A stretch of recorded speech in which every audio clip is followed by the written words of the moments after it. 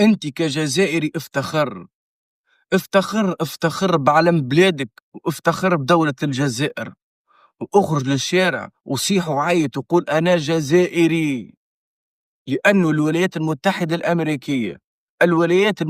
الأمريكية وما أدراك تشيت بالجزائر، تشيت بالجزائر. اللي فما دول عاملة اتفاقية مع الولايات المتحدة الأمريكية وحقرها دونالد ترامب، حقرها ما على بالوش بها. دونالد ترامب يبعث رسالة إلى عبد المجيد تبون رئيس الجزائر، ويقول له عاشت الجزائر دولة حرة مستقلة، عاشت الجزائر حرة مستقلة.